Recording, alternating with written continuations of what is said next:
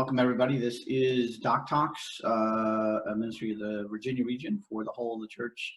Today is really just an open conversation about particularly Zoom and the ability to link it, to do things within Zoom. I've seen a lot of advancements in people learning how to do Zoom, making worship a more, what I would call a more pleasing experience, more interactive kind of thing. And particularly, Carrie won't call herself an expert, but I was in worship on Sunday with First Christian Church in Lynchburg, and it almost felt like I was sitting in the pew,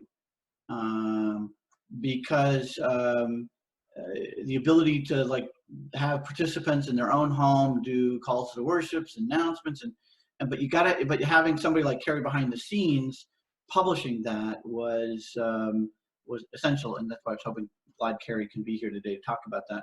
I have the video up as well that I can pull in and share to allow that. But basically, we're going to have a conversation about that, including I've been seeing a lot of advancement in the ability to do Zoom calls, but then share them on a church Facebook page live as well.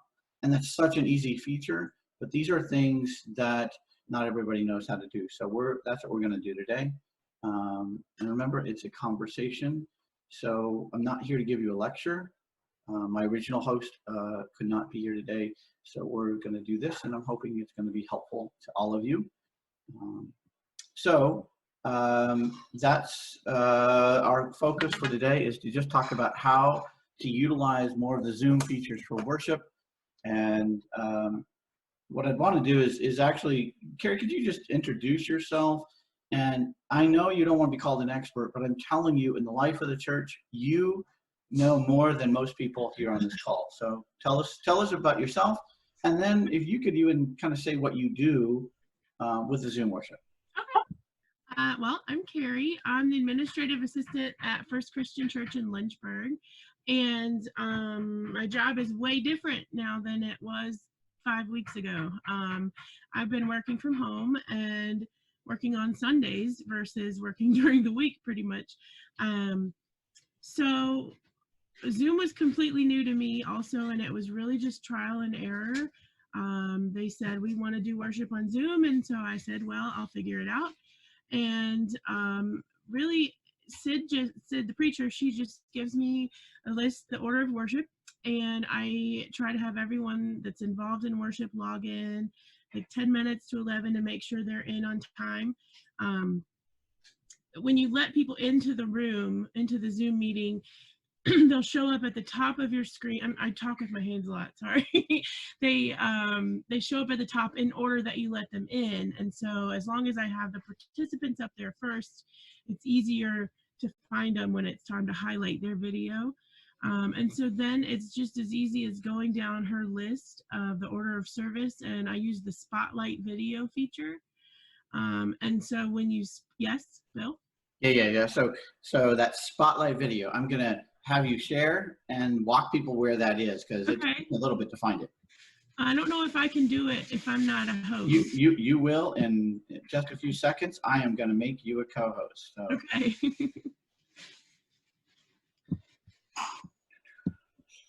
All right. You are now a co-host. Go ahead. So I have my computer I keep in speaker view. At the top, I'm assuming everyone's on a computer. It's all different when you're on an iPad, on a phone. But if you're going to be, I call it producing worship because I'm really a producer now. I have it in speaker view. So at the top, you can have gallery view or speaker view. And so now I'm going to highlight Sarah, who is crocheting, which I typically do on Zoom meetings also. But so if you go up to the tiny little picture of people up top and you see the little white dots in the blue square, you click on that, and then you've got some options. You can unmute, you can stop, you can chat, you can pin their video, which I haven't done, but I assume it means they stay at the forefront. And if you pick spotlight, it brings them, boom. And the first thing I do actually is hit record, because then that records the whole thing. And the first week we did it, I forgot to record until like halfway through the prelude, but no big deal. So you hit record and it records everything. It records the video, the audio, and any of the chats that people send publicly to everyone. It records the chats. And it just records, you can choose to record it to the cloud, which I prefer because then it doesn't take up space on my computer. And so it just goes into your Zoom cloud, and I think there's 1 gigabyte of storage there. So after you use it, you want to delete it because then you can record again later. So that's how Spotlight works. I mean, it's very simple, and that person will stay there until you cancel the Spotlight. And then I like to go back to speaker view. And it's nice because then people aren't distracted by what everyone else is doing in the screen. Yesterday we had somebody sleeping during worship, and so, you know, people didn't see her sleeping because I had people spotlighted. So it's pretty simple. And so what I actually do when everybody comes into the worship room, everybody's muted, and I have it set so they can't unmute themselves. Just so we don't hear random sounds during worship, during prayer, during communion, like the choo-choo train we heard yesterday. And so then at the top, it's kind of, it took a minute to get it under control, the little dance I have to do, but I unmute the person who's next to speak, and then I spotlight them, and then I tell them, when you see yourself big on the screen, that's when you start talking. And so that way they're already unmuted. And you do that the same way as you spotlight. It's just in that little drop down, unmute. And then it's actually beside the little dots, mute and unmute. And then I make them big. Yes, Kendra. Have you had the problem yesterday during service? I mute everybody. There 2 people popped to the top and they were unmuted and I could not mute them. Have you ever had that? I have not had that yet. I've had people trying to unmute themselves at the same time as I try to unmute them, and then it like cross mutes, and then it's weird. But I haven't had it to where I couldn't mute somebody. No. Okay, I haven't had that except yesterday, and I was panicking like they were gonna, you know, set their coffee cup down or something. It was gonna highlight them. It didn't happen, but I was just wondering if anybody else had had that. This is the first service that it happened, but I tried everything I knew how, and I don't know. Okay. All right. Sorry. That's okay. There is a feature that I have used when I can't do it from the way that Carrie's describing it up on top by the 3 dots. I can go to and hit the Manage Participants button down at the bottom when you're hosting, and sometimes mute all. But it might have been just a glitch. Who knows? Yeah. I also like, this is random tidbit, I also like to put in the chat to everyone, you know, welcome. If there's anything special going on, we'll write that there. Or the first time the service just kind of ended and the meeting was over and people were confused about what had happened. Was there a problem with their computer? And so I started putting, you know, the service is over when the postlude concludes and the meeting will just end. There's no like, goodbye, love you, bye, see you later. There's none of that. It's just, we're done. It's just, it can get crazy trying to figure out who to mute, who to unmute, and who to spotlight. But like I said, I just go down my list. It's fairly simple now. I've kind of got a rhythm going. And so then when it's done, when we're done, it takes like an hour or so for the video to process. And so when it's ready to be downloaded, I download the recording, and then I take it into a video editing software, which I had no knowledge about prior to 5 weeks ago. I just kind of taught myself, and I add some fades in and some fade outs, and just kind of make it a nice video, and we put that on Facebook. We have not connected to doing it, to going live on Facebook while we're Zooming. I'm kind of hesitant to, just because, I mean, you never know what's going to happen. I mean, with Sid being outside yesterday, which was nice, but I don't think we're going to do that again. You know, that to have that live would have just been I don't know, a mess. So I just fix the video up and put that on Facebook and YouTube, and then I send it via email to the congregation, and then obviously anyone public on Facebook can see it. And we've gotten a lot of views. I noticed that we get more views on Facebook than we do YouTube. but both take a minute to upload. You know, you got to have some time available and some patience to do it. But that's really it. Yeah, that sounds so simple. I know. Again, remember, everybody, because one more thing or two more things, we are experts at this point in time. So remember, DocTalks is about conversation, and what I want to do here is just be helpful to your questions, slow down the conversation as needed. So please ask your questions at this point in time. I do have a long list of things that I'm going to show my desktop here in a minute and walk you through slowly how to do some of these things, including the fact, how do you get something like this to also be on Facebook? And the reason why I use that feature is because, and I've been seeing a lot more people, is because you can have your Zoom group, but you can then, of course, be live broadcasting on Facebook. And some churches have been just live streaming on Facebook, but when you can do both, it allows you to do some of the things that Carrie was able to do, or for that matter, what Terry was able to do in our prayer session a couple of weeks ago, where you could bring in participants to pray and spotlight their video. And so what it appears to everybody else is what I would call more pleasing interactive experience with that. So please, what's your questions? Terry, go ahead. Yeah, I'm sorry to be late to this conversation, but what we did on Good Friday was actually someone sponsored us having a tech team behind the scenes that was able to take care. There was some mixing, I guess, behind the scenes in terms of the Zoom and how they then pushed it out to a couple of different websites. So I'd really be interested in any expertise that people can share about how we do that more simply. I've since learned that someone offered that to us, which was awesome, but I'm sure we didn't need to spend the money that person spent to make that happen.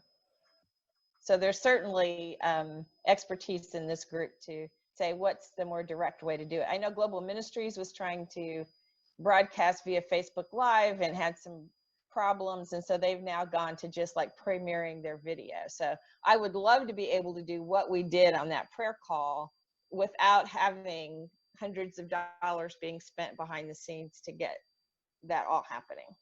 So okay. Yeah. I mean, that's the thing is that I do think what Carrie mentioned earlier is that what we need to be careful is that when we're leading worship, it helps to have a producer.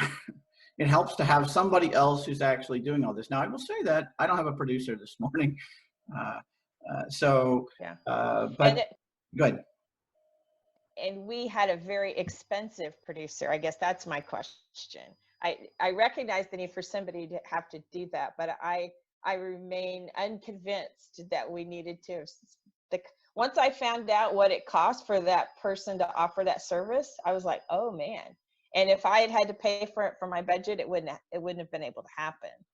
So I guess that's my question is like, are there other ways without this expensive, I don't need that kind of expensive producer, but are there more straightforward, less expensive ways to do it? Yeah, so let me see if I can go there. So one of the things that is helpful is that you were able to one, basically have different people who came in and prayed, or for Carrie and worship this morning, we literally had a bulletin and worship leaders announcements. Carrie was actually choosing to spotlight their video. And how do you spotlight a video? Again, as a host, you can go up and let me go ahead and share my screen so that, so one thing that you can do I think I got to change that setting. Hang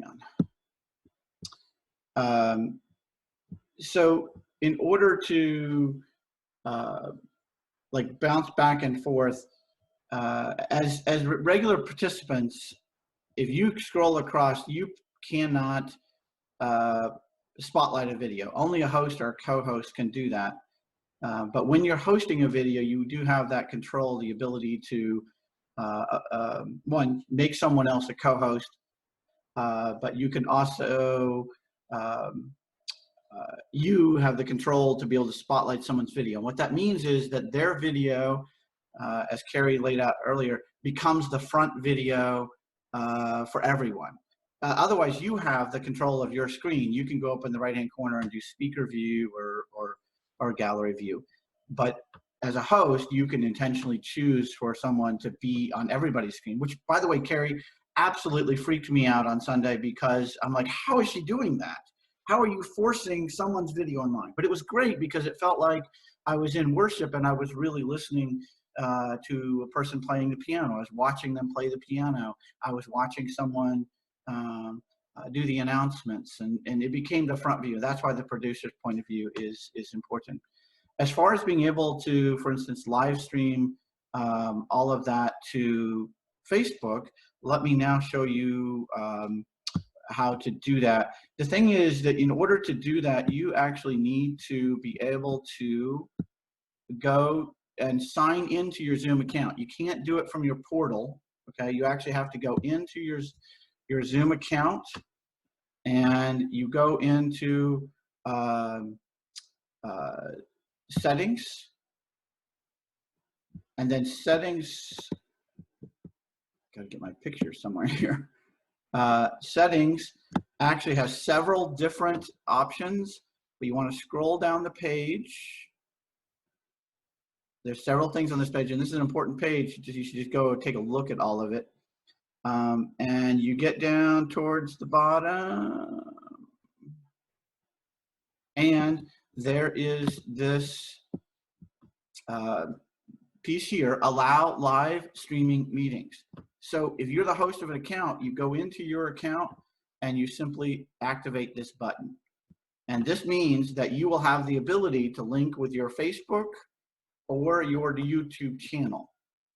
Once you turn that on, then you can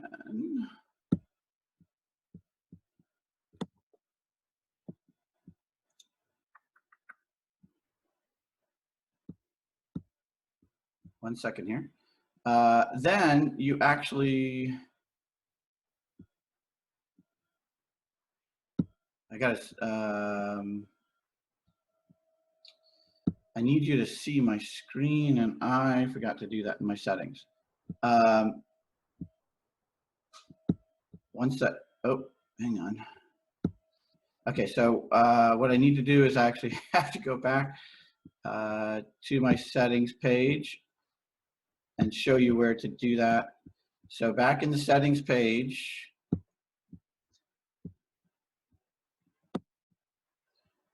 when I share the screen,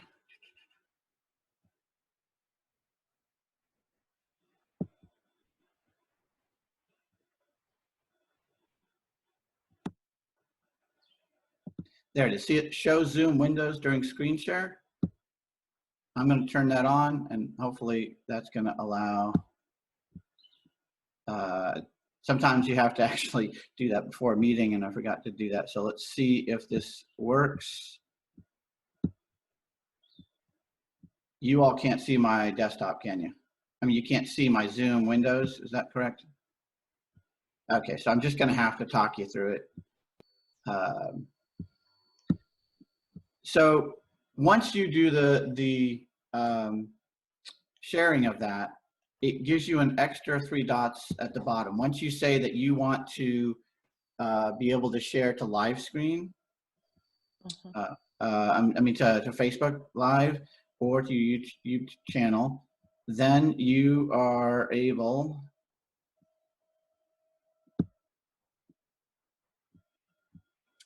okay.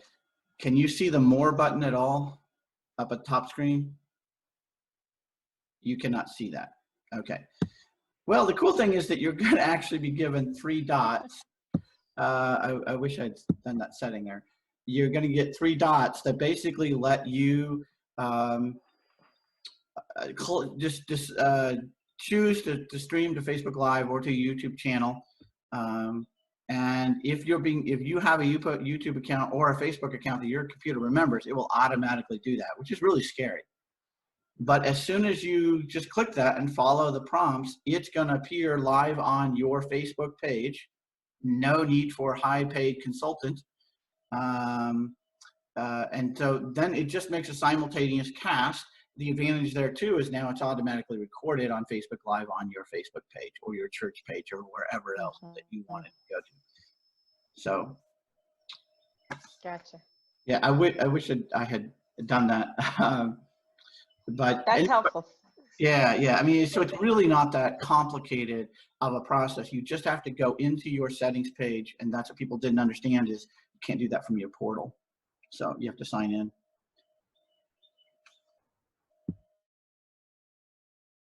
Another feature that I want you to know that I just got introduced to 2 weeks ago is that sometimes some of our videos are like for worship, like Carrie was doing on Sunday. We had more than one screen of participants, and so what you can do once people are in, you can go into next to your video, that little arrow down at the bottom, little camera. If you click it, go to your video settings, and you can tell it at the bottom to show all up to 49 participants.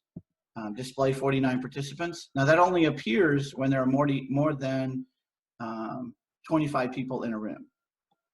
But that's helpful that you can see everything. Go ahead, Kendra. So I've tried to do that when we've had more than 49, and it does not come up as an option for me to do. Is it, do you have to have a certain account to have that feature? I mean, I have a paid account, but it should pop up. That's odd. Anybody else have that issue? Yeah, because it's still like light gray. Like I can't even, it won't even give me an option. Kristen, you've had that problem too? Yeah. Oh, I can't hear you. You're on mute. There you go. Mine is gray right now. When I hover over that gray line that says display up to 49, a little pop-up says the CPU on your computer only supports 25 people per gallery. So it might matter of your computer not supporting more than 49. That's good information too. That makes sense. Yeah.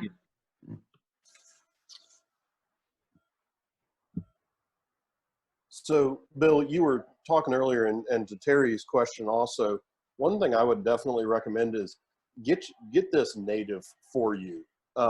Whatever that means, keep practicing. Set up with somebody to do Zoom calls and spend an hour or 2 hours figuring out what it is that you're trying to do, and make it second nature. If you're going to be doing that plus other things during a worship service, you want it to just flow really easily for you. And yeah, you're gonna most of my worship services I might forget to switch something immediately, but you want to know exactly how to do it as quickly as possible when you do remember. You may also want to write a script down that you're following that says, at this point, highlight spotlight video of this person, so that you can kind of keep following that as you go. But that practice of making it second nature is really, really important, because you've got so many other things going on in your mind. If you're trying to figure something out at the same time, it's really going to cause problems. Yeah, again, that's when we were talking about that earlier too, is I have found watching different worship services that I think having somebody else, if you can find somebody else in the congregation who can produce it for you, sort of be behind the scenes. So all you have to do is do your normal leading worship kind of information way, and not have to worry about that, because there are other things. Again, let me see, if you haven't seen mine, I'm going to show you a little bit of what Carrie was able to do behind the scenes on Sunday was spotlight the video pieces, which is really important because it pushes that person up on front, and whereas otherwise as the viewer I'd have to remember to switch to speaker view, but because you can spotlight a person's video, it pushes it up on them. But she actually was able to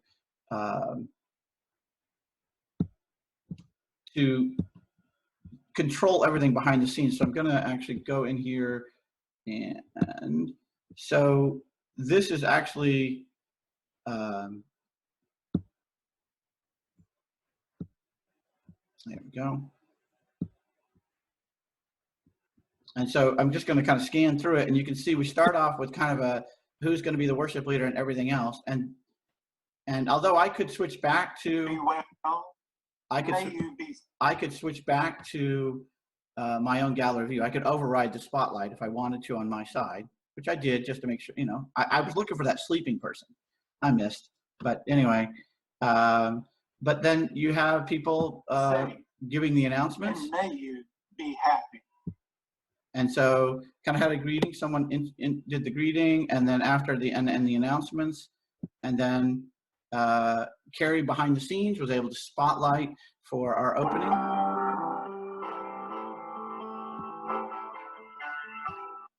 And then, you know, again, just different, was able to move around, and everybody, this allowed the people of the church to participate in the way that they somewhat were used to. They at least knew, and rather than just being a one person talking. And what I found is that the experience was good, but also found that the people seemed to have a better experience of still participating as a member of the church. So I just wanted to share that out there. That's what I just wanted to share with the group, because I have to say it was one of the best worship services I've attended on virtual. Thank you, Carrie. So other questions at this point in time?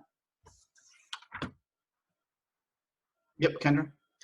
I was just going to share one thing that's helping me. So I'm kind of the producer while Cindy's preaching. But one thing that has helped me is we've done it where people are singing and participating from their home or playing an instrument. But what I've tried to start doing now is have them pre-record that and send it to me, so then I can get it into my editing software and make it just right.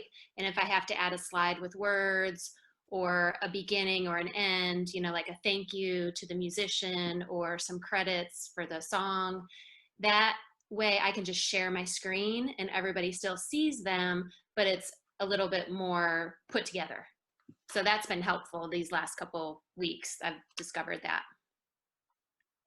To have them pre-recorded ahead of time, and so then you can play it from your screen. Is that what you do? Yes. Yep. Yes. Yep. And some people don't even know I'm playing it. I mean, some people may think, oh yeah, that's Michael in his house, but I have it, you know, it's a video and I'm just playing it. Yeah, I guess it's sort of the same thing. You wonder, even on Sunday morning, what parts do you like show a video up on screen or something too? Yeah. Yes, so that's what I was wondering. How much of it is live and how much of it is pre-recorded? All of ours is live so far, except a couple pre-recorded songs. Okay. But And then this what is I do Nadine, I'm sorry. after, like Carrie said, what I do afterwards is I take the whole, we're actually doing Zoom and recording it, but I'm also filming with a better camera. So then I take that better quality film or whatever, video, and then I edit that and put that on YouTube. When you say a better camera, are you like that camera is facing your screen? So we have a whole setup in the sanctuary. So Cindy's phone is recording the Zoom, and then my real camera is right next to the phone recording her. So I have better footage and better video. So you're in social distancing in the sanctuary every Sunday morning. So you actually do it live in the sanctuary. Yes. So she's in the sanctuary. I'm in my office playing, you know, the puppeteer. Got it. Right, exactly. So that, and that's one way if you can do it that way. So again, I love disciples. We do it so many different ways. For us on Sunday, I think everybody was probably in their house, or Sid, our pastor, was out on a bridge and just, I'm sure was driving Carrie crazy, because all of a sudden Sid went to say something, and of course that's when the train went by. So, you know, live. So. Yeah, it was really frustrating, and we practiced that morning to make sure the connection was okay, because her husband is really techie, and so he has a solution for everything, but he didn't anticipate that the son was going to overheat his iPhone, and so we didn't catch the end of Sid's litany, and then her voice was really robotic the whole time, and we think that was a product of the sun beating down on the microphone, which is an important point I wanted to raise about the sound quality. Is like, if you're going to have a musician You want to have a good microphone. I mean, they're not that expensive on Amazon anymore. Previous weeks we had really spotty reception with our pianist, and so she got a microphone this week. And I don't know, Bill, if you could hear how much better it was this week. And it's just, you know, your tiny little microphone in your phone can't pick up all the beautiful notes of the piano. And so it's really important to have that good sound, especially like for the preacher too, to have a good microphone, just to get that sound quality up there. And I want to point out that we're having these conversations now during the middle of COVID-19 times. But I pray that we don't forget this stuff. Like, as soon as we get done with COVID-19 and we're all back together, we need this kind of stuff to keep doing it, to keep those extra doors open to people to come in. So it's worth the investment to get that microphone, or worth whatever to invest in this kind of approach, because we as a church have to find more doors that people can walk through. So again, remember, this is a conversation, so no question, ask it, please, because we want to be helpful to everybody. And sometimes we techie people, I already know 3 of the things that are being said. So ask the questions that you need to ask, and let's help one another.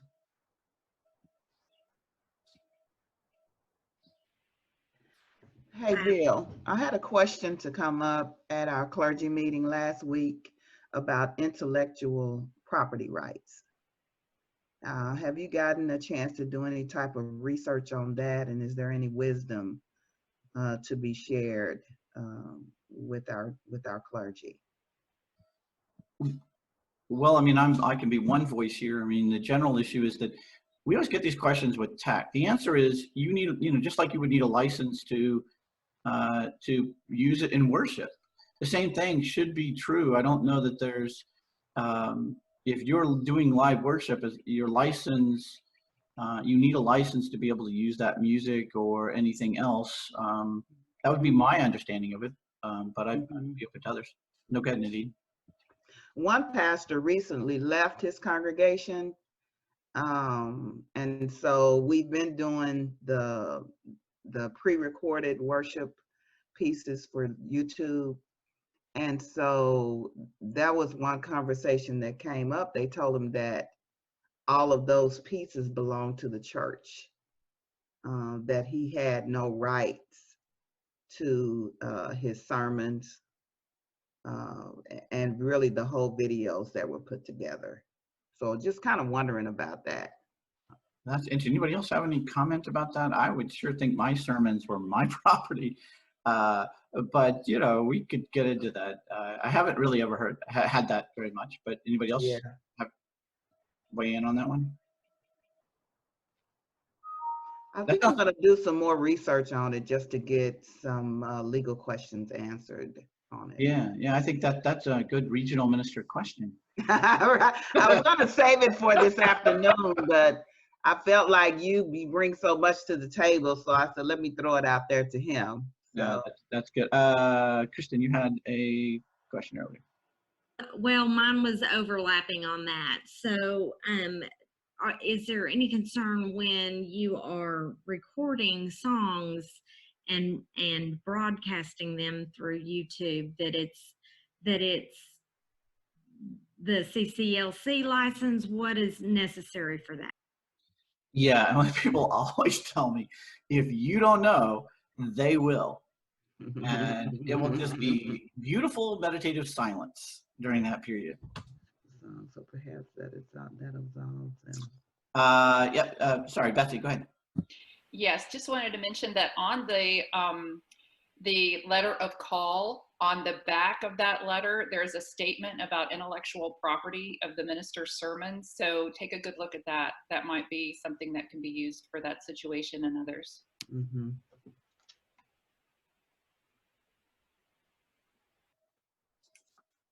So are there, as far as expertise, some of us, you know, we've been learning and doing Zoom a lot. Are there just basic, any question at all regarding Zoom or how to link it with, I mean, again, I wish I could have shown you that, but again, you just go on your live sign in and you can then start linking it to Facebook. But are there basic questions? Like sometimes when I begin a Zoom call, particularly in an education setting, I will go over some basics, like how to mute your mic, how to unmute your mic, how to speaker view. The other feature, I guess I would say that is somewhat people aren't using as much, but my son is a student at Chapman University, but of course he's now here in Virginia. So one, he just has to think about when his classes are, but as his professors are learning how to use Zoom, they of course are taking advantage of the breakout rooms. And so anybody been using the breakout rooms and have any advice for any of us? We use breakout rooms for Sunday school at 9:30 on Sunday mornings. And it's, again, very simple. I didn't know how to do it to begin with, and I just poked around and learned. So everybody logs in with the same Sunday school information, which is nice. It stays the same every week. The member ID and the password, they log in, and then we're kind of in what we've called the virtual hallway, and everyone socializes for a little bit while people log in. And then at the bottom of your screen, when you're the host, I don't have it right now, but you can, it should say breakout rooms, and then it pops up a screen, and you can pick however many that you want. Oh, I just made you host. I just made you host. I see that, but I still don't have breakout rooms as a option. That's weird. Might be something different in the upgrade. Yeah, I'll check it. And normally it's there. Yeah, but it says add a breakout room, and you can put, so I actually name it what our Sunday school rooms are. So we have room 22 Sunday school class, we have the parenting class, we have the LGBTQ plus allies class, and then we have the kids. We actually have children log in the morning to do their Sunday school also. And then you physically put people in their rooms. And then as the participant, you get a pop-up that says, would you like to join this room? Or what, I don't really know what it says, but something like that, and you accept it, and then you're put in that room together.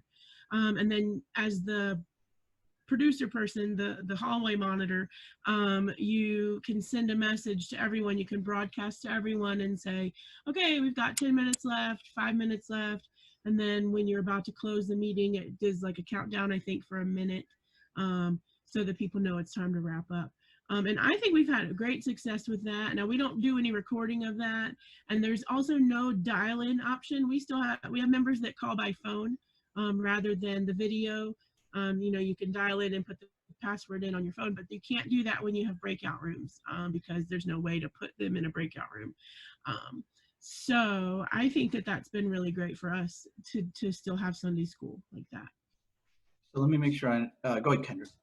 I was just going to ask Carrie, can you explain again, do you invite them to a certain room and they accept, or do you take their picture and kind of put them in a room? How does that work? So when you have the pop-up screen, am I muted? No. When you have the pop-up screen where you create the breakout rooms, it lists, so there's a line that says, okay, room 22, and then a sign, a little button that says assign, and you hit that, and then everybody who's logged in is in a list. And then you pick who you want to put in room 22. And I just know who goes where by now. And you can ask people which room they want to go to. And you click them and it assigns them to that room. And then on their end, it pops up and says, the host has assigned you to room 22, yes or no. And then they go. So everyone logs in like you just join a normal meeting. And then the host makes the breakout rooms and does the assignments. And then I stick around. I mean, I can't just obviously just leave while they're having Sunday school, but I stick around in case someone gets kicked out and they come back. I have to put them back in the room, or if people come late and put them in the room, or if people have questions or anything. So I just kind of sit here and crochet while they're having Sunday school.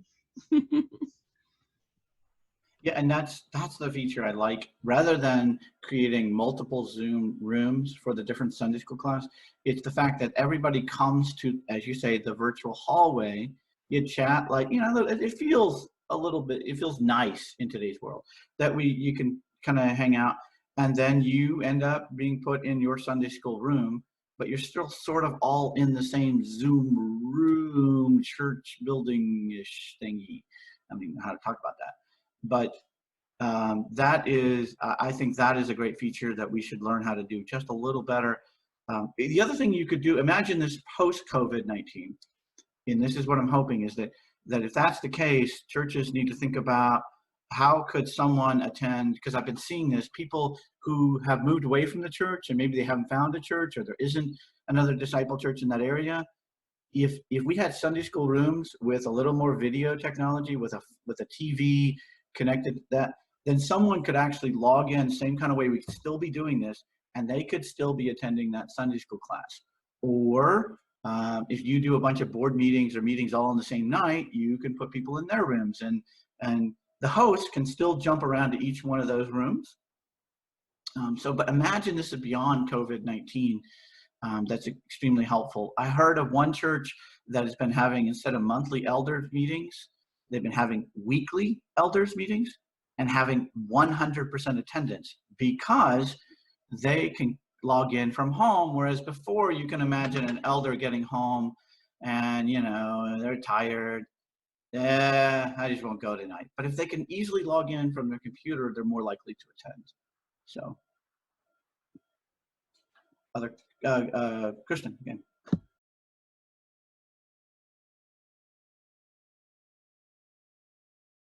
Sorry, I had trouble unmuting. So is anybody pre-recording with a Zoom and then uploading so that it's like a smaller group, just the people who are involved in the production of the service and not all the congregants? So basically doing a pre-recorded service kind of thing with participants. Anybody doing, I think I have been seeing some of that out there, but anybody here doing that? I think, didn't Michael Weeks say he was doing that? I think Slash was pre-recording everything. Yeah, I think that's correct. Slash Christian Church is doing that. Again, those are just different options. You get you clearly get a cleaner, smoother. The downside of all the pre-recording is, being able to see the person who's sleeping, in church. I mean, come on, you can't miss that. But there's also that, what we're having right now is that, being able to interact with one another. When we spotlight, that's why I kept going back to gallery view, because there is something about my human nature that wants to see people. Otherwise, I could do a conference call. Please don't do a conference call with me any more than have to. I just don't. I like to see people. So again, it's a trade-off back and forth. So. What I like about First Christian is, and I think most disciples do it, but they have communion every week. And that's a big push that they're doing during the Zoom, is to have communion together. And, Gerald, in the beginning of the announcements, he says, grab a goldfish and a grape juice, grab a piece of bread, whatever it is you have. And then I like watching, I'm producing, so I don't get to see everybody as much as I'd like to, but you can see everybody taking communion at the same time on your Zoom, and it's pretty cool. I've actually thought about playing around with trying to record some people taking communion to put that in the video. But I think having it live on Zoom just really unites everybody as much as you can in this format. I mean, I just think it's really cool, and I'm happy to be part of it. Other comments, questions? Again, it's not designed as a webinar. This is designed for questions, comments. Now, please also understand, I'm a tech person who believes we can use technology, but what I'm also seeing out on the web, and I'm going to be hoping to have some conversation about that, is just watching the people do it in a non-tech way. How can we still have social distancing and take care of reach out to some of our people? And sometimes that's just a phone call. I know we forget. I still remember the time that I was so invested in technology with my car, that little beep thing, and the battery went dead and I couldn't figure out how to get in my car. Only to realize you can actually just use the key, right? You can just turn it on, yeah. So anyway. So, Bill, one thing I learned with the sharing of produced things is make sure that when you're doing your share screen, you select share computer sound. My congregation got a really good solo from me one week when I was playing the music and singing along and hadn't shared the sound. And at the end, the entire congregation said, "Well, that was beautiful, Ben, but we didn't hear anything but you." And then I knew that they would lie to my face because it definitely was not beautiful. But when you do share screen, make sure that you do that. And if you don't see that option, you actually have to go in and change in your settings, like Bill was showing earlier with other things, that you can share your computer sound, because you can lose a lot of stuff that you intend. But having those produce things, like Kendra was saying earlier, if there's something you want to be high quality, go ahead and produce it beforehand and just use it. We've got a guy in the church who can mix all the sound for us so that we've got stereo quality voices. You know, we've got voices in the left channel and on the right channel, and it really sounds amazing. So having that pre-produced stuff for the high quality, and then the rest of it, except that it might not be as high quality as you want because you're live and there might be technical issues. But I think that, and carry on the communion thing. One of the things that I've enjoyed, I always go to gallery view when we take communion together, and Bill recommended that I start recording that way as well so that I can splice those things in. And last Sunday, one of the church members had her granddaughter with her and apparently had forgotten to grab her communion, so she picked up her sippy cup and took from the sippy cup for communion. And I thought, well, that might be the best communion I've ever seen. Hey, Ben, do you know if you can have a setting where it's always checked on share computer sound? Because I've been doing this for how many weeks, and like this Sunday, the first thing I go to play, I forgot to click the box. And I realized it, so I stopped everything. I went back out and I went to click the box and shared it again. But there's got to be a way that it can just automatically be checked, don't you think, as the host? I have not found that yet. I would love that. You know, I've actually, because I had forgotten to record a couple times, set my recording to automatically start, but it will not. I can't find a way to get it to automatically share computer sound, which is how one of the solos happened. Okay. It's interesting on mine. So there must be a setting. So when I go, if you go to, because all of you do you see at the bottom where you can share your screen? I think I set this room up that way. Do y'all see that where you can share your screen? So you're not going to do it, but if you just click that, you'll see the white box. And then down at the bottom, they're hidden. That's why people miss them too. Share computer sound is that little box down at the bottom left-hand corner. As well as if you're playing a video clip, it can optimize the screen, which means it pushes the individual videos out of the way.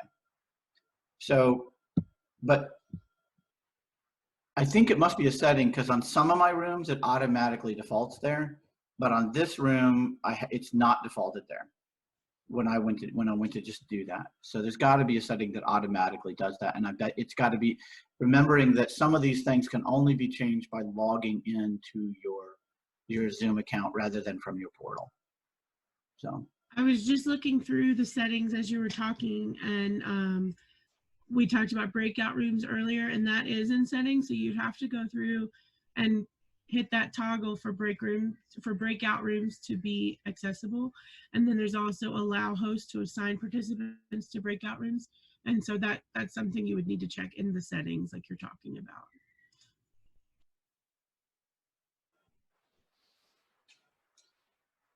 we're here for you. Any other questions? Anything at all? We don't have to go to a complete hour. We are here to have conversations. Sarah has her hand raised, and she's had her hand raised. I don't know if it was intentional, but that's another feature some might not know about. So. Oh yeah, because I couldn't. You are the host right now, so I can't see those. Only the host could see them, and so I think I did see a new feature that which is you can not only allow people to see hand how to do the raising of the hand, but also clapping of hands. There are different emojis, basically different icons that they could do. So, Sarah, did you really have a question? Go ahead. Well, yeah, kind of. I had the same problem with the sound. We had a couple Sundays that we had the words to the hymns and no music before I figured out I hadn't been clicking on that button. It was more than interesting. I'm getting ready to do a community Zoom for all the clergy in town. We're going to get together and do National Day of Prayer, we always have a Thursday noon prayer service in town that are hosted by different churches. And since we can't do that, suggested maybe we could get together and have all the ministers share in the prayers at least one day during the month. But one of the problems that I have, I'd like to put it on Zoom Live, and I've gone through and clicked all those things in setting and all. But when I click on that, then to start it, you know, I've got it on the screen. It says start the live thing. It brings up another screen on Zoom and asks for permission, and I give that.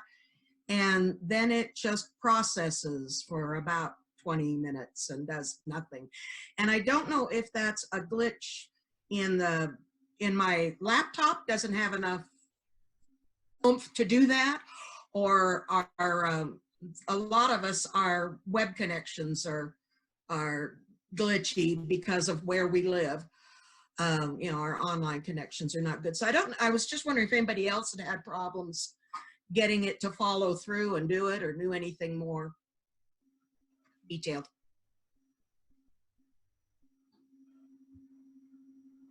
Yeah, again, it's interesting. We find all these glitches, and my guess, I must always, whenever I have problems, it's either my computer processing speed or my internet speed, and either one of those. So I don't know. I don't know. Anybody else have an answer to that question? Yeah, but that's sort of like what my mother used to always is. She used to have an old electric typewriter, and it would occasionally like stick, you know, and like the C key would like you know print out all the way. And so her solution was always just to turn it off and turn it back on. And so I'm always leery about giving advice, because when she was I was in the middle of typing a paper on the TRS-80, if you remember those computers, and it was starting to mess up. So she just reached up and turned off my computer and restarted it. Hadn't saved anyway. So applying old technology to new technology. So I'm very careful. I don't want to give perfect advice here. My advice, I really still don't feel qualified to give advice, but my advice is to figure out what is the simplest way for you to do what you want to do, and to keep it simple. I mean, I love that you can go live through Facebook while we're Zooming, but as the producer person, and I mean, remember, it is my job now, so I am getting paid to do it. I mean, just my normal job, you know, it's not like extra or anything, but like that's too much else for me to deal with, to try to be live while we're Zooming and I'm, you know, doing all this stuff. So, you know, and I've seen several different worship services just do Facebook Live, some just do YouTube Live, some just do whatever pre-recorded. And it's the thing, you just got to figure out what's best for your specific people, what talents you have, and just make it work like that. We were going to try and do the Facebook Live because of some of our folks that are still having trouble with the Zoom, but they do have Facebook accounts. But my problem with that was trying to get my folks to not share names and details during Joys and Concerns, a whole lot of stuff that I just really didn't want to broadcast. And boy, you know, and I'd announce, please don't do that. But man, as soon as I'd open up the mics, you know, it just comes out. So I kind of put that off on the worship service. I thought this special service might be something good to try. I'm glad you brought up Joys and Concerns, because we have actually just not been doing it this whole time yet. And I think just because as time goes, we're trying to add different things to see how it'll work. And so I'm interested to see if anybody else is doing Joys and Concerns and how you're doing it. My initial thought was maybe next week we'll do it, and then when I go in to edit, I'll just edit it out so it's not on the public video that gets posted. That's what we're doing. Yeah. And then we're having them put it in the chat, and then I'll kind of come on live and just share them. And we did move it to the beginning, so when I edit, I can just clip it out easier. And Sarah, I might suggest if people are still having trouble with Zoom, like we had a few members having trouble, and we just offered times where they could call somebody who's kind of like the Zoom expert. And I would say a handful of people did that. It took 30, 40 minutes maybe to walk them through it, but now they're on Zoom and they're super happy and excited that they're able to see people and experience it. So if you have maybe somebody who could volunteer to be that person for you. That is really good, Kendra. That again, share the story a lot, but the reason why I got into video conferencing all the way back during UVU times and Skype and all the whatever was my parents were shut in. And again, thinking about this post-COVID times, if we take that extra time now to teach individuals who can't imagine doing this, it's going to help us be church together better. So that's the kind of things that I'm looking for. Kendra, I do have you. So if you're doing, one thing I do, and I do it when I'm in large meetings. For a while, when regional ministers would get together 4 times a year, sometimes as budgets got tighter or people had other things, we just wanted to make sure we could try to keep people together. And so I was using Zoom to be able to make sure regional ministers who couldn't be at the meeting could still be there. But what we learned is when you just have one camera hooked up to your account, then it's really not, it doesn't quite feel right. So you can have multiple, when you're recording, like multiple separate phones or cameras or whatever. But you can also, with Zoom, under your video, if you just plug in an extended other external camera, you plug it in, your Zoom's going to recognize it, and by just going to that arrow next to your video, you can actually switch to the other camera, which is really cool to get kind of that nice live. So as you can see now, you're looking at my trees. And so, but you can place that camera anywhere else in the sanctuary or anywhere else, and it's just kind of a nice little feature. And you can have up to 3 cameras, or as many, well, it depends on how many USB ports you have. But that is a nice feature, particularly thinking about COVID. If you're post-COVID times, you're in a board meeting, having more than one camera to be able to switch to is quite helpful, so that the person coming in by video doesn't feel, you know, it's just like they can't quite see the whole room kind of thing. So that's really cool. Well, we are at the end of our hour, and you all are amazing experts. I love the church because of it. I was so worried about today because it didn't quite go the way I wanted to, but once again, the church, the body of Christ has come through. So thank you all for this conversation. Continue to be well. Thank you for being church. Have a great day.